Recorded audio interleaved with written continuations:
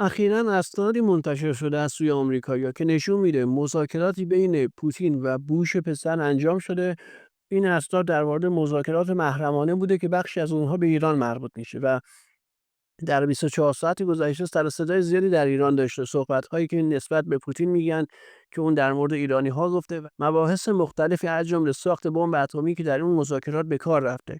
تو این تحلیل می‌خوایم بررسی کنیم به صورت کلی، ببینیم این متنی که منتشر شده حاوی چه مطالبی هست، به چه دلیل منتشر شده و چه هدفی ازش دنبال می‌کنن.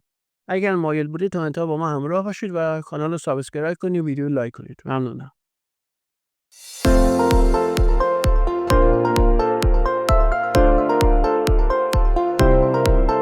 به نام خدا، سلام عرض می‌کنم خدمت شما دوستان عزیز، همراهان گرامی کانال شهر خورشید. میلاد رضایی هستم و خیلی خوشحالم که با یک تحلیل دیگه در خدمت شما عزیزان هستیم. موضوع تحلیل امروز ما در مورد مطالب منتشر شده درباره گفتگوهای بین پوتین و بوش پسر هست که از بین سالهای 2001 تا 2008 اینها منتشر شده و تو اون بخش‌هایی از اون در مورد ایران هست، در مورد مباحث هسته‌ای ایران هست و سیاست‌های دو کشور رو داره مطرح می‌کنه. همین اول بگم یک سر و صدای خیلی زیادی علیه این بحث راه افتاده. شبکه‌های معاند هم شروع کردن که آقا پوتین به ایرانی‌ها گفته دیوانه. اینو هی تکرار میکنن دیگه، به هیچ بحث دیگه نمیپردازن. من در این مورد در کانال تلگرامی یه مطلبی گذاشتم. من اول گفتم گور پدر جفتشون، این کنار ایران که جاش مشخصه، اما واقعا این چیزی که اینها میگن درسته یا نه؟ دقت داشته باشید دوستان. اما اول بریم سراغ این بخشی که این آدم این حرفو زده. اول قبل از این صحبت ببینید میگن NSA که منتشر کرده، اینها میگن مخفف اون سازمان NSA آمریکا نیست. اون سازمان اطلاعاتی عظیمی که ارتش آمریکا راه انداخته ربطی به اون نداره، بلکه مخفف نشنال سکیوریتی آرشیو در مورد دانشگاه، یعنی آرشیو امنیت ملی دانشگاه جورج واشنگتن بوده اینها، که هم مخففش میشه NSA. من دیدم خیلی از دوستان اینو اشتباه گرفتن با اون NSA معروفی که تو آمریکا هست. نه، این تو یک دانشگاه جورج واشنگتن اومده اینها رو از آرشیو خارج کرده، یعنی محرمانه آنچنانی هم نبوده. حالا اینا قبلا جمع آوری شده بوده تو این دانشگاه. ببینید در دانشگاه‌های مثل دانشگاه جورج واشنگتن اینها بخش‌های سیاسی خاصی دارن. خب دشمنانشون، رقباشون یا حالا حتی متحدانشون که خاص هستن، اینها همه چیزشون رو آرشیو میکنن که هم به اساتید بدن، هم به دانشجوهایی که میخوان تز داشته باشن اینها رو میدن که اونها بیان کارهاشون رو جلو ببرن. خب حالا این مطالب چرا الان منتشر شده؟ ببینید این مطالب زمانی منتشر شده که چین، روسیه و ایران دارن با همدیگه اتحاد خیلی ویژه‌ای تشکیل میدن. اتحاد داشتن قبلا، اتحاد شرق سر جاش هست، اما یک اتحاد بسیار ویژه‌تری داره شکل میگیره و از طریق طرق مختلف آمریکایی‌ها و اروپایی‌ها سعی کردن این اتحاد رو بشکنن. یکی از کارهایی که کردن یا شیطنت‌ها همین بوده. گشتن جایی که پوتین حالا توی چند سال شاید 2-3 بار این حرفو زده باشه، سوتی داده باشه، داده و اونو پررنگ می‌کنن. قضیه چیه؟ قضیه اینه که بوش برمیگرده میگه ایرانی‌ها از نظر ایدئولوژیک، مثلا از نظر دینی، ایدئولوژیک بهتره دیگه. میگه ایرانی‌ها از نظر ایدئولوژیک دیوونه هستن، یعنی اصلا منطقی نیستن. پوتین هم میگه آره، اما ادامه میده. این ادامهشو دیگه نمیگن. ادامهش هم اینه، میگه اونها شاید از نظر ایدئولوژیک دیوانه باشن اما روشن فکر هستن، آدم معمولی نیستن، اونها باهوش هستن. اینو میگه پوتین میگه و حالا این بحث‌های خیلی مختلفی داشته در مورد کشورهای دیگه و رؤسای جمهور دیگه هم صحبت‌های زیادی شده. خب صحبت اینجاست که ما باید به این نکته توجه داشته باشیم. روسیه سال 2005 تا اصلا 2001 تا 2010 هیچی، تا 2014 هم با روسیه امروز فرق داره. ایرانی که اون زمان بوده با ایران امروز فرق داره و آمریکایی که اون زمان بوده با آمریکای امروز فرق داره. دقت داشته باشید، ما در سال 2003 تا 2007-8 آمریکا اومد یک اتحاد جهانی علیه ایران تشکیل داد با مدارکی که یه دفعه اومد رو کرد. اون منافقین اول بودن، مجلس ششم اومد، یه سری از نماینده‌ها جاسوس در اومدن، فردل و رفت چیزایی مثل این و گفتن ایران میخواد مثلا بیاد غنیسازی در سطح نظامی انجام بده و از نظر هسته‌ای بیاد بمب اتم بسازه و یک اتحاد جهانی علیه ایران آمریکا شکل داد. چرا؟ چون عده‌ای پدرسوخته، بی پدر مادر در داخل ایران اون زمان نامه نوشتن به بوش و بعدم اوباما که فشار می‌آوردن ایران رو بذار در اوج تحریم‌هایی که ممکنه باشه، یعنی تمام سعی تو کن که ایران رو تحریم کنی. تا زمانی که بوش بود اینا میگفتن به ایران حمله کن، ما رو آزاد کن. زمانی که بوش رفت اینا رفتن رو سراغ تحریم‌های همه جانبه، خصوصا وقتی اوباما اومد دیگه این بخش اتحاد جهانی علیه ایران و با اون سیاست‌های موذی‌گرانه که خودش داشت، اون قیافه نمیدونم روشنفکرانه‌ای که داشت و ضد بوش مثلا عمل میکرد، مثلا ضد جنگ بود، سعی کرد یه اتحادی علیه ایران راه بندازه که اگر ما این کارو نکنیم جمهوری خواهان میان یه جنگ دیگه راه میندازن. روسیه و چین هم از ترس جونشون اومدن وسط. ضمن اینکه هیچ کشوری، دقت کنید، روسیه و چین که خوبه، کشوری پدر یک کشوری دیگه هم باشه حاضر نیست کشور فرزندش هسته‌ای بشه. چرا؟ چون وقتی یک کشور به بازدارندگی هسته‌ای میرسه اصلا لولش میره یه جای دیگه. ببینید شما ممکنه یک کشور عادی باشه، زور بزنید تلاش کنید بشید جزء هژمون ها، همون کاری که ایران داره انجام میده، هژمون خودش رو داره احیا میکنه. خب الان ایران تاثیرگذار هست در سیاست‌های بین‌المللی جهانی و منطقه‌ای. خب خیلی هم هست، همه دیدن یاران ایران یکی مثل یمن خیلی هست، چه برسه خود ایران. یه یمن اتحاد شرق و غرب اون راه ارتباطیش رو قطع کرد، راحت تحریم کرد، هر کاری هم کردن نتونستن بشکنن. این که ایران هژمونش احیا کرده هیچ شکی توش نداشته باشید، با اینکه سوریه از دست ما رفت ولی هژمون ایران احیا شده و فقط مرحله تثبیتش مونده که اونم خیلی جلو رفتیم. حالا اون سر فرصت با هم دیگه بررسی می‌کنیم. اما یک کشوری مثل کره شمالی، مثل پاکستان، اینها هرگز هژمون نبودن و نخواهند شد به خاطر شرایطی که دارن، به خاطر جایگاهی که اینا جانمایی که کشورشون داره و چیزایی از این دست. اما چون هسته‌ای هستن در بخش جهانی دارن بازی‌های انجام میدن که هژمون‌ها میان اونها رو انجام میدن. حالا مثلا تو پاکستان بیشتر میتونید ببینید. خب یعنی بقیه مجبورن جاهایی بهش باج بدن. شما ایران رو نگاه نکن، رفته با 3 تا کشور هسته‌ای درگیر شده، این خیالش هم نیست، اما کشورهای دیگه این کارو نمیتونن بکنن. برای همینه غرب و شرق، غرب و شرق فرقی نمیکنه، نمیخواد بذاره شما و هیچ کشور دیگه غیر از اونهایی که هسته‌ای شدن هسته‌ای بشن. اگر میتونستن برمیگشتن جلوی پاکستان و هند هم میگرفتن. از اطلاع شما کندی گفته بود من میرم تأسیسات هسته‌ای اسرائیل رو بمباران میکنم. چرا؟ چون نمیخوام اسرائیل اونجا هسته‌ای بشه، حالا مسابقه هسته‌ای راه بیفته، نه به خاطر منطقه و کشورهای منطقه، خیر، میگه یه جنگ رقابت هسته‌ای راه میفته و کشورهای دیگه هم شوروی میان اونا رو هسته‌ای میکنن. خب تا این حد براشون مهمه هیچ کشوری هسته‌ای نشه. برای ایران هم همین بود. خب الان یه عده اومدن بر اساس صحبت‌هایی که پوتین اون زمان کرده دارن درباره امروز تصمیم گیری میکنن. آقا اون آمریکایی که بوش اول اومد گفت ایرانی‌ها دیوانه هستند، بعدش به ایران با توسط اسرائیل حمله کرد، 1100 تا شهید داد، ما رو دستمون گذاشت. پس الان شما میگید باید بریم با آمریکا مذاکره کنیم، مگه نبود؟ خب اون اگر پوتین یه حرف ناربطی زد، این که اومد حمله کرد به ایران، که پس چرا ما باید بریم با آمریکا مذاکره کنیم ولی به خاطر حرف پوتین با پوتین قرار کنیم؟ چرا؟ چون نمیخوان اتحاد شرق صورت بگیره. اگر این اتحاد در راستای درجات بالای خودش شکل بگیره، دیگه آمریکا تو منطقه ما نمیتونه هر غلطی میخواد دنبال کنه. شما جنگ رو دیدید دیگه، بعد از جنگ از چین و روسیه تا حد بسیار زیادی به ایران کمک‌های خیلی ویژه‌ای رسیده و ایران خریدهای خیلی ویژه انجام داده. یکی از دلایلی که اون زمان روسیه نمیومد به ایران جنگنده بده همین بحث هسته‌ای شدن ایران بود و بعد بحث بازی‌های ایران در منطقه و امتیازی که روسیه میخواست از طریق ایران از آمریکا و غرب بگیره. پوتین یک غربگرای محض بود. دوستان یادتون نره پوتین در زمان جنگ سرد افسر کاگبه در آلمان شرقی بود. این آدم به شدت به غرب اعتقاد داشت، به شدت.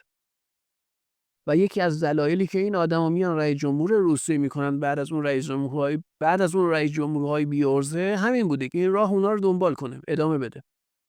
چه اتفاقی میفته؟ از سال 2002 به بعد پوتین میبینه که آمریکا برخلاف اون وعده هایی که قبلا داده در اون روابطی که با همدیگه داشتن، به آسیا، به منطقه خاورمیانه حمله کرد. یک، از طریق جنوب روسیه اومده داره گسترش پیدا میکنه و که داره این انجام میده. سوریه‌ای که روسیه اونجا پایگاه داشت در معرض سقوط قرار گرفت. ایران رفت اونجا نجاتشون داد و حالا روسیه هم اومد، البته این جای شکی نیست، اما ایرانی‌ها اگه نبودن سوریه 10 بار قبلا سقوط کرد مثل امروز. نهایتا چنین گفتگوهای مسخره بین جولانی و پوتین که امروز هست راه مینداختن، با وعده‌های خیالی به روسیه میگفتن یه پایگاهی بهت میدیم. نهایت خیلی خیلی کارم میکردن برای که دهنشو ببندن، یه پایگاه بهش میدادن، اما دور تا دورش تروریستا بودن. هر زمان غرب بشکن میزد تروریستا میریزن پایگاه رو تصرف میکنه. این از حضور روسیه در منطقه مدیترانه برای همیشه جمع میشه. همزمان دید روسیه چه اتفاقاتی در اروپای شرقی داره میفته. دونه دونه اینها دارن عضو ناتو میشن. آخرین سنگری که براش مونده بود اوکراین بود. ببینید تو همین مذاکراتی که منتشر شده اونجا بحث عضویت اوکراین در ناتو داره مطرح میشه. پوتین غربگرایی که بوش میاد بهش میگه من تو رو خیلی دوست دارم تو رفیقم باشی، دوست دارم همسنگرین باشی. ببینید صحبتایی که این پدر سوخته میکنه چیه، چون بهش گفتن پوتین غربگرا هستی. این مطالبو داره به پوتین نسبت میده. آقا من دوست دارم تو یه همسنگر من باشی، تو رفیق من باشی، که اینو بکشه طرف خودش، سیاست‌هاشو انجام بده که به خوبی این کارو کرد. اگر پوتین عقل داشت اون موقع هرگز اون اتحاد علیه ایران شکل نمیگرفت. و اونجا پوتین میاد میگه آره ایرانی‌ها سوالات خاصی از کارشناسای ما تو بوشهر میکنن که به نظر میاد دنبال سلاح هسته‌ای باشن و این حرفش درست بود. اون زمان ایران دنبال این سیاست بود. حتی اینها همه زیر نظر رهبری داشت انجام میشد دیگه. مدارکش تو اینترنت هست. شهدایی که امروز از اون شهدای هسته‌ای که شهید شدن مسئول این برنامه بودن. برید ببینید شهید فخریزاده مسئولش بود. و پوتین میگه ما نمیذاریم اونها به این سلاح هسته‌ای دست پیدا کنن. نه تنها پوتین، چین هم همین قول به آمریکا داده بود و آمریکا خیالش از این بابت راحت بود. با این همه پدر سوختگی اینها تمامی نداشت. با اینکه میدونست چین در روسیه جلوش گرفتن، به بهانه‌های مختلف ایران رو تحریم کرد. دشمن رو باید بشناسی دیگه، دشمن هستی اون بره. حالا چرا پوتین یا روسیه تغییر رفتار داد؟ عرض کردم دید اینها دارن با زبون چرب و نرم میگن ما دوستت هستیم، تو به زودی به اتحادیه اروپا میپیوندی، اما جلوش گرفتن و تک تک کشورهای عضو سابق شوروی رو آوردن عضو ناتو کردن و عملا روسیه محاصره شده بود، جای تنفس نداشت. اوکراین اگر سقوط میکرد یا عضو ناتو میشد، اینجوری بگم بهتره، تا مرز پایتخت روسیه مسکو 50 کیلومتر فاصله داشت ناتو. بیخ گوش روسیه بود، با سنگ هم میتونست مسکو رو بزنه و روسیه مجبور میشد سیاست تسلیم و بپذیره همون چیزی که در شوروی رخ داد و تجزیه میشد. تمام. پوتین غربگرا سال 2014 فهمید چه خبره، یه تلنگری بهش خورد. نه که شرقگرا شده باشه، خیر، غربگرا هنوز هم اون عقاید مسخرهشو داره یه سریشو، اما با واقعیت آشنا شده. دیده دستوری چه اتفاقی افتاده، دیده بازی‌های غربی چه بلایی سرش آوردن، دیده اعتماد به غرب چی کار کرده و از همه مهمتر کانون قدرتی که روسیه رو داره جلو میبره اینها رو فهمیده و به زودی پوتین رو میذارن کنار. یک فردی میارن که کاملا شرق‌گرا هست. اینو خواهید دید. پوتین فعلا برای چهره رسانه‌ای روسیه داره کار میکنه، یعنی میخوان کثیف‌کاری‌هاش انجام بده و اینو بذارنش کنار و یه چهره جدید بیارن بگن آقا روسیه جدید، اینم چهره جدید. کاری که دارن میکنن اینه. فکر نکنید مثلا پوتین رو تحمل کردن، اصلا اینجوری نیست. و این خبران نیست که پوتین اختیار روسیه دستش باشه، نه، قانون قدرت پشت صحنه است. در روسیه چند تا هم هستن و چند تا. نکته جالب اینه که این قانون‌های قدرت در روسیه قدرت‌هاشون هم برابرن. تو شوروی هم همین اتفاق افتاده بود، قانون‌های قدرت پشت صحنه برابر شده بودن و شوروی تجزیه شد. 3 قانون، 3 نفر مختلف دنبال ریاست بر شوروی بودن، هر کدومشون من یه تیکه از شوروی رو گرفتن. حالا حتی صحبت‌هایی که پوتین اونجا میکنه نشون میده که این آدم غربگراست. این اسناد خیلی زیاده، اینم بهتون میگم چند تا خط نیست، خیلی زیاده. دوستان کارشناس باید بشین اینها رو ببینید. این صحبت‌های 7-8 سال بین بوش و پوتین که حالا خیلیاش منتشر شده و در مورد سیاست جهانی، در مورد سیاست‌های منطقه‌ای و خیلی چیزا شما تغییر موضوع روسیه رو میتونید نسبت به امروز ببینید. و اون بی‌وجدان‌هایی که میگن روسیه قدیم هست، اگر اینها رو بیان منتشر کنن حرفشون باطل میشه دیگه. اون کارشناسایی که اکثرا غربگرا هستن و میگن روسیه به ایران جنگنده نداد، روسیه به ایران نمیدونم فلان چی نداد. بله، اون زمان روسیه دنبال این نبود که ایران حتی قدرتمند بشه، دنبال این نبود که ایران یک کشور قدرت منطقه‌ای بشه. دوست داشت ایران زیر مجموعه روسیه تعریف بشه، نیازمند به روسیه باشه. اما ایران نه تنها زیر مجموعه روسیه نموند، زیر مجموعه آمریکا هم نموند. اومد به عنوان یک قدرت مستقل، یک هژمون خودش رو معرفی کرد. و امروز چین و روسیه مجبورن هژمون ایران رو نسبت به شرایط امروز بپذیرن تا زمان جنگ جهانی و نسبت به اون جنگ جهانی پیروزی که به دست میارن. اگر محور شرق پیروز بشه، حالا بین چین، روسیه و ایران یک رقابت در اون محوری هم شکل میگیره برای تقسیم اون منافع جنگ جهانی بعدی. حالا تا اون موقع خیلی فاصله مونده ما نسبت به شرایط امروز بحث کنیم. روسیه امروز در تنگنا قرار داره و به ایران بسیار محتاجه. اگر یه عده بخوان داخل ایران همون بحثی که در زمان حسن روحانی رخ داده بود و کاری کردن ایران از مواهب اتحادهای شرق بی‌نصیب بمونه، دست دراز نسبت به غرب همینجور چشش به در غربی ها باشه، این بار هم میخوان همون کار رو رقم بزنن و ایران رو محتاج کنن به غرب و این باعث میشه که ایران تو این موضوع شکست بخوره، متحدان بیشتری از دست بده. اما اگر حاکمیت ایران بیاد یک بار برای همیشه تکلیف خودش رو روشن کنه و این جریان رو بذاره کنار، خیلی از مشکلاتش حل میشه. جریان غربگرا و شرقگرا در کشور ما نباید معنای خاصی داشته باشه، جریان ملیگرا باید باشه. حالا با توجه به شرایط یک زمانی نیازه که ما به سمت شرق چرخش کنیم، یک زمانی نیازه که به سمت غرب نگاه داشته باشیم. اون رهبر مملکت تصمیم میگیره، نه شماهایی که توی احزاب سیاسی فرزندانتون تو لندن مقدس و واشنگتن هستن، اموالتون در خطر، ویزای بچه‌هاتون در خطر، برای ما میای نسخه بپیچید. اینجوری نباید بشه. نکته مهم دیگه، این اسناد توسط دانشگاهی منتشر شد که با اون نایاک ارتباط مستقیم داره دوستان. دانشگاه نایاک، جواد ظریف و حلقه داخل ایران که امروز فعال شدن. چه این اسناد منتشر شد؟ اسناد زمانی منتشر شده که بحث جنگ دوباره ایران و اسرائیل و آمریکا مطرح شده و اینها قبلا هم خیلی تلاش کردن توسط ظریف، توسط همین دولت پزشکی عده داخلش، هر جوری شده ارتباط بین ایران و روسیه و چین رو ضعیف کنن، خصوصا بعد از جنگ که ایران نتونه بازسازی‌هاش انجام بده، که ایران مجبور باشه در مقابل غربی‌ها سر خم کنه، تسلیم بشه. این حلقه نایاکی که در آمریکا هست نسبت به ایرانی‌هایی که امروز داخل ایران سعی می‌کنن اقتصاد ایران رو به هم بزنن و بحران ایجاد کنن، اومده با اون دانشگاهی که با اینها ارتباط دارن یه سری اسناد منتشر کرده که اینا از 2 تا خطش یا 3 تا خط نهایت بتونن موضع‌گیری داشته باشن. اون آقایونی که خودشون رو بالا پایین می‌زنن، روسی گفته به ایران با اتمی نمیدیم، یکی این حرفو بزنه که تو سال‌های قبلی خودش دنبال هسته‌ای شدن ایران بوده باشه. شما که در مورد برجام 2 و 3 دارین صحبت می‌کنید، تو برجامیه که هسته ایران رو داری نفت، راکتور عراق رو تحویل دشمن دادی دفت، که اومدن بتون ریختن در لوله‌های سوختش که دیگه هیچ جور قابل بازیابی نباشه، نه در راکتور، لوله‌های سوخت داخل راکتور. برید اینا رو جستجو کنید دوستان. و با کمال وقاحت الان دارن میگن اینها جلوی هسته‌ای شدن ما رو میخوان بگیرن. حالا می از نگران هسته‌ای شدن ما هستی؟ این از اون لا اله الا الله.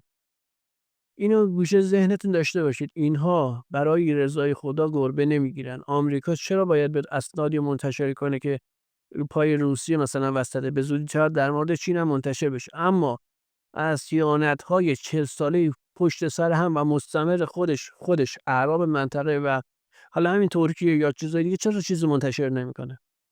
اونا اسناد نیستن، فقط این بر اسنادن. همون اول گفتم عبور پدر شرق و غربش رو میخوام اینو بدونید که بحث سر اینه که نباید ما کاری کنیم دشمن فکر کنه میتونه ما رو احمق فرض کنه. این مهمه.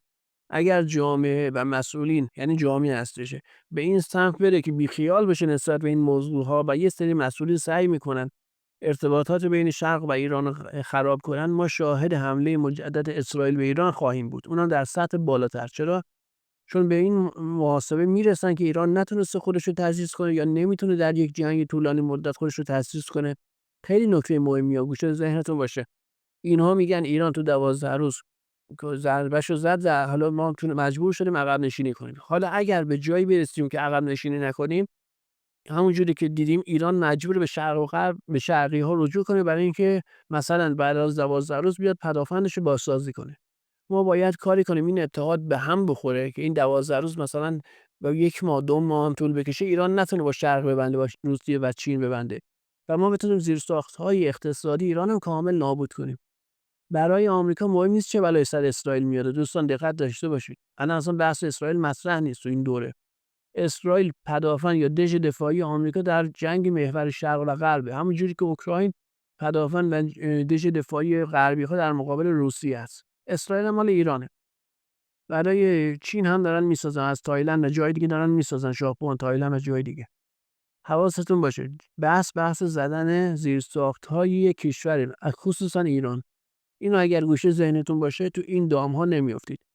حتما تحلیل رو با دوستانتون، عزیزانتون در میان بذارید، اینو شیر کنید باشون، لینک تحلیل رو بهشون بدید که اونها این تحلیل رو ببینن، چون مطالب مهمی داریم مطرح می‌کنیم و این مطالب میتونه خیلی از اون شبهات رو روشن کنه. خب خیلی ممنون که تا اینجا با ما بودید. بیشتر از این وقتتون رو نمیگیرم. هر جوری که مایل هستید میتونید از کانال حمایت کنید. لینک پیپل در بخش توضیحات هست و برای دوستان داخل ایران هم شماره حساب هست. هر جا هستید در پناه خدا باشید. یا علی خداحافظ.